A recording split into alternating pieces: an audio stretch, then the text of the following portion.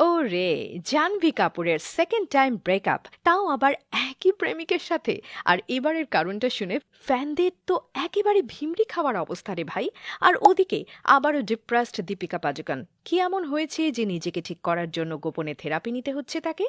আর এক dance cover করেই super viral কে এই বউ শাশুড়ি। চলুন শুরু করা যাক আজকের গল্প আর গসিপ। জাহ্নবী কাপুরের বয়স কিন্তু এখন 27 পার হয়ে যাচ্ছে, তাই বাসা থেকে তার উপর বিয়ে করার জন্য ভালোই প্রেশার আছে। আসলে রিলেশনশিপের ব্যাপারে বেচারির কপালটাই খারাপ। স্কুলে থাকার সময় থেকেই তিনি প্রেম করছেন তার টিনেজ সুইটহার্ট শিখার পাহাড়িয়ার সাথে। সে সময় তার বয়স ছিল মাত্র 15। এই শিখার পাহাড়িয়া কিন্তু একজন ভিআইপি ফ্যামিলির ছেলে। তার নানা ছিলেন কিন্তু মহারাষ্ট্রের মুখ্যমন্ত্রী। ওয়াও! আর সে নিজেও এখন ব্যবসা করে এই 30 বছর বয়সেই কয়েকশো কোটি টাকার মালিক হয়ে গেছে। আরে বাহ! কিন্তু ঝামেলা হচ্ছে এ আবার একটু প্লে বয় টাইপের আর কি। আর দেখতে হ্যান্ডসাম হওয়ায় তার ভাবসাবও অনেকটা বলিউড হিরোদের মতোই। তাই মাঝে মধ্যেই সে চিটিং করে ফেলে। একবার সে জাহ্নবীর কাছে হাতে নাতে ধরাও খেয়েছিল। সে তখন একই সাথে জাহ্নবীর এক ফ্রেন্ডের সাথেও প্রেম করছিল। ও নো! কিন্তু এত কিছুর পরেও জাহ্নবী বারবার এর কাছে ফিরে এসেছে। আসলে ব্যাংক ব্যালেন্স বিশাল হলে অনেক কিছু করেও পার পাওয়া যায়, তাই না? কিন্তু এবার সবকিছু আউট অফ কন্ট্রোল হয়ে গেছে।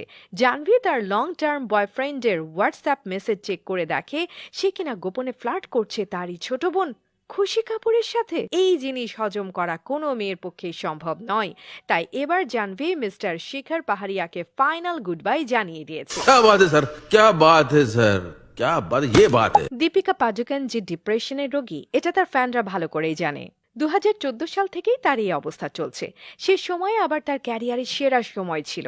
আসলে বিষণ্ণতা একটা রোগ, যেটা আমরা অনেকেই বুঝতে পারি না। সে সময় অনেক সাইকোলজিস্ট দেখিয়ে তাকে সুস্থ হতে হয়েছিল। কিন্তু এবার ঝামেলা লেগেছে অন্য জায়গায়। দীপিকার এক ঘনিষ্ঠ বান্ধবী জানিয়েছে রণবীর সিং নাকি পরকীয়ায় জড়িয়ে গেছেন। গত কয়েক মাস থেকেই তার উড়ু উড়ু ভাব। বলিউডের এক উঠতি নায়িকার সাথে তার এখন বেশ হট রিলেশন। কয়েকদিন আগে নিজের ভ্যানিটি ভ্যানে তিনি এর সাথে ঘনিষ্ঠ সময় কাটাচ্ছিলেন। আর তখনই সেখানে দীপিকা চলে আসলে কেস একেবারে খারাপ হয়ে যায় বস। এই সব কিছু নিয়েই এখন দীপিকা তার সেই পুরনো রোগে ফিরে গেছেন। এক গাদা ঘুমের ওষুধ খেয়েও কোনো লাভ হচ্ছে না। তাই শেষ পর্যন্ত তাকে এখন এক হাইফাই কাউন্সিলরের কাছে থেরাপি নিতে হচ্ছে। এদিকে সেখানেও তাকে ফলো করে পৌঁছে গেছেন নাছোড় বান্দা পাপারাজ্জিরা। সেলিব্রিটি লাইফ মেনটেন করাটাই এখন একটা torture, seriously. Exactly. Anyway, reels বা শর্টস বানাবার জন্য গত বছরের সেরা দুটো গান ছিল তামান্না ভাটিয়ার আজ কি রাত আর দিওয়ারার